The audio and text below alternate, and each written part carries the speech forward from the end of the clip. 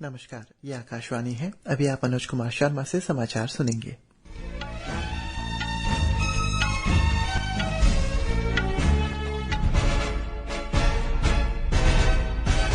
पहले मुख्य समाचार।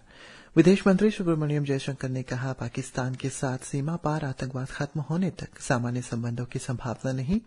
फिलीपींस ने 5वीं संयुक्त द्विपक्षीय सहयोग आयोग की बैठक में भारत के साथ नवीनीकृत हवाई सेवा समझौते को मंजूरी दी। ईद उल अजहा देश के विभिन्न भागों में उत्साह और श्रद्धा के साथ मनाई जा रही है। दक्षिण पश्चिम मानसून के अगले 2 दिनों में देश के शेष क्षेत्रों में पहुंचने की संभावना और अमरनाथ यात्रा के लिए श्रद्धालुओं का पहला जत्था जम्मू स्थित आधार कैंप पहुंचा। यात्रा शनिवार से शुरू। अब समाचार विस्तार से। विदेश मंत्री डॉक्टर एस जयशंकर ने कहा है कि पाकिस्तान के साथ सीमा पार आतंकवाद खत्म होने तक सामान्य संबंधों की संभावना नहीं है। मोदी सरकार के कार्यकाल में 9 वर्ष पूरे होने के अवसर पर समाचार माध्यम से बातचीत में उन्होंने कहा है कि भारत आतंकवाद खत्म हुए बिना पाकिस्तान से संवाद नहीं करेगा। कनाडा के साथ पाकिस्तान के संबंधों को उन्होंने वोट बैंक राजनीति से प्रेरित बताया। उन्होंने कहा है कि कनाडा में यदि भारत की राष्ट्रीय सुरक्षा और अखंडता को हानि पहुंचने वाले क्रियाकलाप होते हैं तो भारत इसका प्रतिकार करेगा। मंत्री ने कहा है कि रूस के संबंध भारत के साथ मजबूत बने हुए हैं। प्रधानमंत्री नरेंद्र मोदी के हाल में संपन्न अमेरिकी दौरे को श्री जयशंकर ने इतिहास का सबसे सफल दौर बताया है। उन्होंने चीन के साथ देश के संबंध को अस्थिर बताया। उन्होंने कहा है कि सीमा की स्थिति ही संबंध की स्थिति निर्धारित करेगी और सीमा की स्थिति आज भी असामान्य है। भारत फिलीपींस संयुक्त द्विपक्षीय सहयोग आयोग की 5वीं बैठक इस समय नई दिल्ली में चल रही है। बैठक में विदेश मंत्री डॉक्टर एस जयशंकर ने कारोबार, रक्षा सहयोग, हिंद प्रशांत क्षेत्र में स्थिरता की आवश्यकता और समावेशी बहुलवाद के मुद्दों पर फिलीपींस के विदेश मंत्री एनरिक मनालो से दृष्टिकोण का स्वागत किया। डॉक्टर जयशंकर ने विश्वास व्यक्त किया है कि इस बैठक के सकारात्मक परिणाम मिलेंगे। फिलीपींस के विदेश मंत्री मनालो ने कहा है कि विज्ञान, प्रौद्योगिकी और अंतरिक्ष सहयोग में भारत फिलीपींस का मुख्य भागीदारी है। उन्होंने कहा है कि वाणिज्यिक उड़ानों के कारण फिलीपींस में पिछले 5 वर्षों में भारतवंशियों की आवाजाही बढ़ी है। श्री मनालो ने कहा है कि फिलीपींस ने भारत के साथ नए हवाई सेवा समझौते को मंजूरी दे दी है। ईद उल अजहा आज समूचे देश में मनाई जा रही है। इस अवसर पर ईदगाहों और मस्जिदों में ईद की नमाज पढ़ी जाती है। दिल्ली में ईद की नमाज जामा मस्जिद, फतेहपुर मस्जिद और शाही ईदगाह में अदा की जा रही है। उत्तर प्रदेश में ईद उल अजहा धार्मिक श्रद्धा के साथ मनाया जा रहा है। प्रशासन ने इसके लिए व्यापक व्यवस्था की है।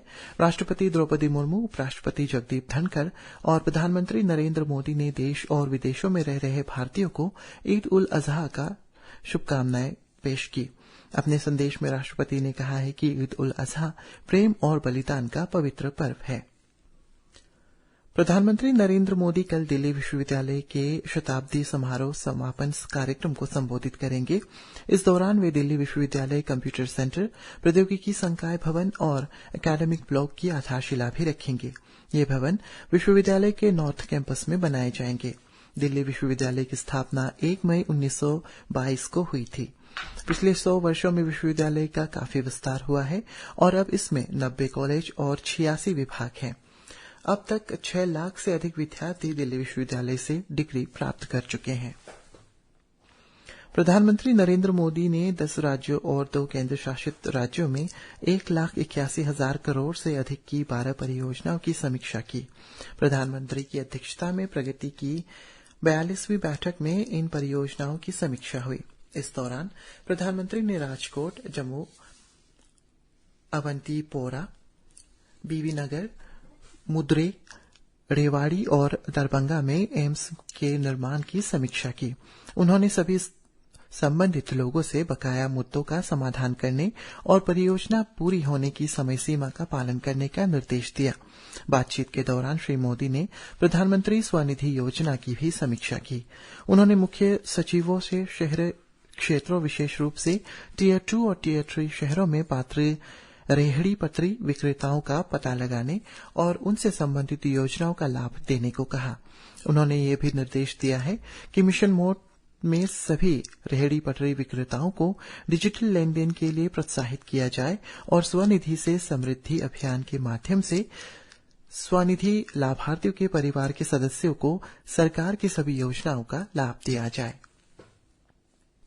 प्रधानमंत्री नरेंद्र मोदी ने मध्य प्रदेश के दतिया जिले में कल हुई सड़क दुर्घटना पर दुख व्यक्त किया है। श्री मोदी ने कई ट्वीट में मृतकों के परिजनों के प्रति संवेदना व्यक्त की है और घायलों के जल्द ठीक होने की कामना की है। उन्होंने कहा है कि राज्य सरकार की निगरानी में स्थानीय प्रशासन राहत और बचाव कार्य में लगा हुआ है। प्रधानमंत्री ने पीड़ितों के लिए प्रधानमंत्री राष्ट्रीय राहत कोष से अनुग्रह राशि देने की भी घोषणा की। मौसम विभाग ने कहा है कि दक्षिण पश्चिम मानसून ने अगले 2 दिनों में देश के शेष भागों में पहुंचने की संभावना है। विभाग ने कहा है कि अगले 2 दिनों में दक्षिण पश्चिम क्षेत्र में और 3 दिनों में पश्चिमी तटीय क्षेत्रों में मानसून की स्थिति सक्रिय बनी रहेगी। मानसून विभाग ने आज हिमाचल प्रदेश, हरियाणा, कोंकण और गुजरात में तेज से अत्यधिक वर्षा होने की आशंका व्यक्त की है। गोवा और मध्य महाराष्ट्र के घाट क्षेत्रों, पश्चिम बंगाल और सिक्किम के हिमाचल क्षेत्रों, असम, मेघालय और अरुणाचल प्रदेश में अगले 5 दिनों में तेज से अत्यधिक तेज वर्षा होने की संभावना है। जम्मू कश्मीर में अमरनाथ यात्रा के लिए सुरक्षा और प्रशासनिक तैयारियां पूरी हो गई है। 3888 मीटर की ऊंचाई पर बनी गुफा में प्रतिवर्ष श्रद्धालु बड़ी संख्या में दर्शन करने आते हैं। श्री अमरनाथ जी श्राइन बोर्ड आगामी यात्रा के लिए हर संभव सुविधाएं उपलब्ध कराने का प्रयास कर रहा है। शनिवार से शुरू हो रही इस वार्षिक यात्रा के लिए श्रद्धालुओं का पहला जत्था आज जम्मू के आधार शिविर पहुंच गया है। 62 दिन की ये यात्रा 31 अगस्त तक चलेगी। इस बार यात्रियों के लिए संपर्क स्थापित करने और लंगरों तथा चिकित्सा सुविधा के अधिक व्यापक प्रबंध किए गए हैं और यात्रा के मार्ग को भी सुगम बनाया गया है। संवेदनशील हिस्सों में रेलिंग की व्यवस्था भी की गई है। यात्रा के दौरान चौकसी के लिए ड्रोन और सीसीटीवी से नजर रखी जा रही है। भारतीय जनता पार्टी के वरिष्ठ नेता और केंद्रीय गृह मंत्री अमित शाह आज बिहार में लखीसराय में गांधी मैदान में अब से कुछ देर बाद 2:30 बजे के करीब जनसभा को संबोधित कर रहे हैं। इसका आयोजन मुंगेर लोकसभा संसदीय क्षेत्र के अंतर्गत किया गया। श्री शाह लखीसराय में भगवान शिव के प्रसिद्ध मंदिर अशोकधाम में पूजा अर्चना की। श्री शाह भाजपा के संपर्क से समर्थन अभियान के अंतर्गत अशोकधाम मंदिर प्रबंधन के ट्रस्टियों के साथ संपर्क कार्यक्रम भी करेंगे। बाद में श्री शाह लखीसराय स्थित भाजपा जिला कार्यालय में आगामी लोकसभा चुनाव को देखते हुए मुंगेर, जमुई और बेगूसराय लोकसभा संसदीय क्षेत्र के पार्टी कार्यकर्ताओं को संबोधित करेंगे। 2024 के लोकसभा चुनाव के लिए भाजपा के विरुद्ध एकत्रित हुए 15 विपक्षी राजनीतिक दलों की संयुक्त बैठक के बाद श्री शाह की यह पहली जनसभा होगी। स्वास्थ्य मंत्री मनसुख मांडविया ने राष्ट्रीय आयुर्विज्ञान परीक्षा बोर्ड को उसकी पहलों और पाठ्यक्रमों के लिए बधाई दी है। कल बोर्ड के 42वें स्थापना दिवस पर उन्होंने कहा है कि संस्थान में पिछले 2 वर्षों में 25 पाठ्यक्रम शुरू किए गए हैं। इससे चिकित्सा विद्यार्थियों के लिए अधिक अवसर उपलब्ध होंगे। वे देश की स्वास्थ्य व्यवस्था में योगदान कर सकेंगे और विशेषज्ञ चिकित्सकों की उपलब्धता भी होगी। इस अवसर पर स्वास्थ्य राज्य मंत्री प्रोफेसर एसपी सिंह बघेल ने कहा है कि भारत को आज चिकित्सा के मामले में एक सुपर पावर माना जा रहा है और इसमें अर्ध चिकित्सा कर्मियों की बड़ी भूमिका है।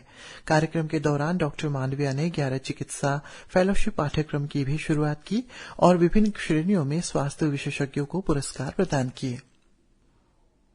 यूक्रेन में कल रात एक लोकप्रिय रेस्तरां पर रूसी मिसाइल के हमले के बाद क्रामाटोर्स्क शहर में 3 किशोरों सहित 11 लोग मारे गए हैं और कम से कम 57 अन्य घायल हो गए हैं। यूक्रेन के राष्ट्रपति व्लादिमीर जेलेंस्की ने कहा है कि हमले को अंजाम देने के लिए रूस पर मुकदमा चलाया जाना चाहिए।